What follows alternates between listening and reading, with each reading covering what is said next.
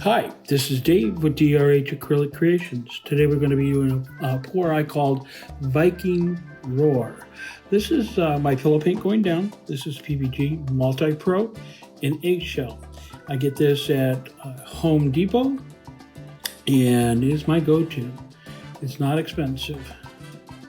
This is Blue Black by Atelier Interactive, and basically it's indigo. And I'm using this for a contrast. This is Brûlée by TLP. It is a transparent color. It's a pigment, so it generally pigments end up being transparent. This is Iridescent Gold Deep by Amsterdam. It's semi-opaque. Blowing out some bubbles there. This is Constellation by TLP, another opaque color. Transparent color. I bring that up because it's important when you're layering. This is Dioxizine Purple. This is a Sonja product, and it's one of my two cell activators. Our second one is going to be Titanium White by Amsterdam, and both of them are mixed with 3 parts Australian floetrol to 1 part paint, centering that so that it's in the middle of the tile. I'm trying to blow that straight out so I get a nice circle and then blow out the petals. And I'm still working on this technique. It's hit and miss for me right now. I don't have consistent blow technique. So you're going to see some blooms coming from me for a while because I need to get that back in order.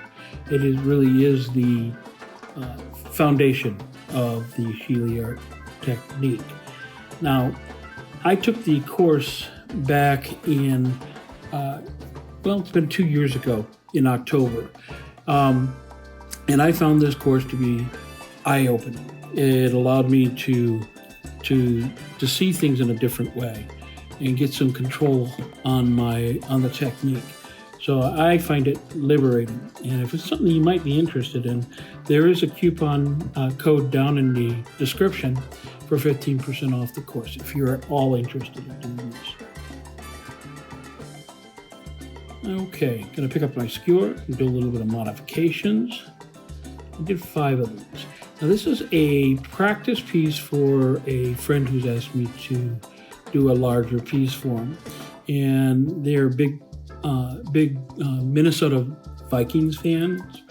And she really enjoys the color, loves the color purple, so it's dual. Spinning this out. And when you spin it out, there's 2 reasons you do this. You spin it out to not only to open up the cells, but also to get as much paint off the surface as you can. Paint, if you have too much on the whatever surface you're painting on, it can cause crazing and cracking. Crazing and cracking are caused from when too much paint, the top layer actually dries and the bottom layer is slower, and it causes that effect of crazy and cracking. It's not really an attractive look, so it's not something I go for. So that's the reason I spin as much as I do.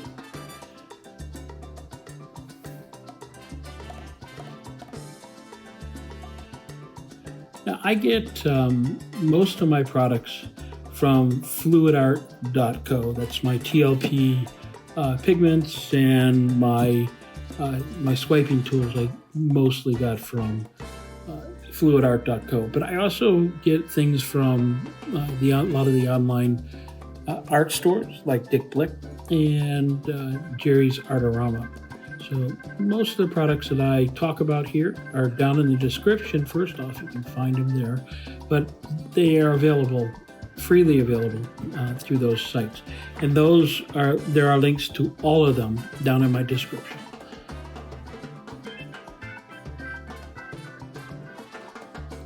Now I have a set of 3 videos that describe in full length, full detail of how I mix my paints, mix my pouring medium, mix my cell activators.